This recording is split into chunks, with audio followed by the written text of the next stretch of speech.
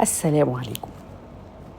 حلقة النهاردة هنتكلم فيها عن ازاي تخلي اي راجل يحترمك من اول يوم. بس في البداية حابة اسأل سؤال. عمرك سألت نفسك ليه في بنت اول ما تدخل حياة اي راجل يحترمها ويحط ليها الف حساب، وفي بنت تانية رغم انها طيبة بيتعامل معاها من غير تقدير؟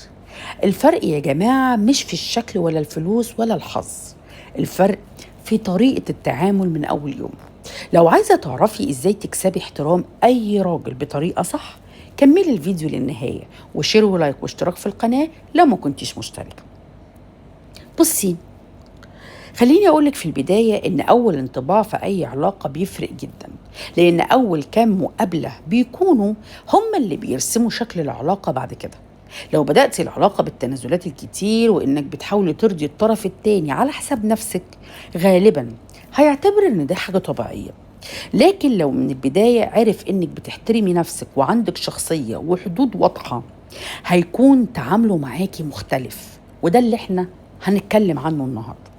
أول حاجة، لازم يا جماعة نحترم نفسنا. احترمي نفسك قبل ما تستني الاحترام من حد. ما ينفعش تطلبي من حد يحترمك وانتي كل مرة بتقبلي كلام يضايقك أو تصرفات تقلل منك. الاحترام بيبدأ من جواكي لما يكون عندك ثقة في نفسك وطريقة كلامك هادية وقراراتك واضحة. الناس كلها هتتعامل معاكي على أساس ده. حطي حدود من أول يوم. في ناس بتستنى لما المشكلة تكبر، وده غلط. لو في كلمة ضايقتك أو أسلوب مش مناسب، اتكلمي بهدوء وقولي إن ده مش مريح بالنسبة لي. هي مش خناقة ومش تهديد، لكن وضوح في العلاقة. الناس بتحترم اللي بيعرف يقول لأ وقت ما يحتاج إنه يقولها. ما تحاوليش تبهريه بأي تمن. بعض البنات بتفتكر إن لازم تفضل توافق على كل حاجة عشان الطرف التاني يتمسك بيها، لكن الحقيقة الشخص اللي بيشوف إنك بتوافقي على كل حاجة ممكن يبدأ يعتبر وجودك ده مضمون. وخلي بالك، في فرق كبير بين إنك تكوني متفاهمة في العلاقة وإنك تلغي شخصيتك خالص عشان ترضي اللي قدامك. خلي كلامك يطابق أفعالك. لو قلتي إن حاجة مش مناسبة ليكي، يبقى ما توافقيش عليها بعد 5 دقايق، لأن التناقض ده بيخلي أي حد ياخد كلامك باستخفاف.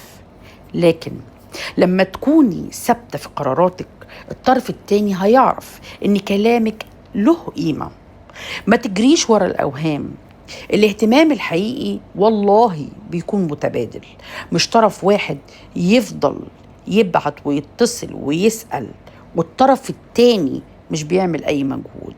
العلاقة الصحية فيها مشاركة، كل طرف بيهتم بالتاني. حافظي على حياتك. ما تخليش حياتك كلها تدور حوالين شخص واحد هو محور حياتك، لأ. كملي شغلك واهتمي بأهدافك وصحابك وعيلتك. عندك هواية نميها، اشتغلي على نفسك، اشتغلي على صحتك تبقى كويسة، على شغلك، على شكلك. لأن الشخص اللي عنده حياة متوازنة بيكون أكتر جاذبيا واحتراما. مش مستنية حد، أنا ماشية في طريقي. اختاري الشخص اللي يحترمك من الأساس. في نقطة مهمة جدا يا جماعة، مش كل شخص هيحترم الحدود حتى لو كانت واضحة. ولو لقيتي حد بيقلل منك باستمرار أو بيتجاهل مشاعرك أو بيضغط عليكي عشان تتنازلي عن اللي يهمك، فدي علامة تستحقي تاخديها في الاعتبار وتقفي وتفكري.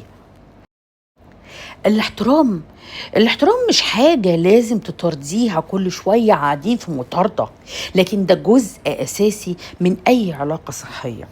في النهاية يا بناتي، احترام أي علاقة مش بيبدأ بالكلام الحلو، بيبدأ بطريقة تعاملك مع نفسك.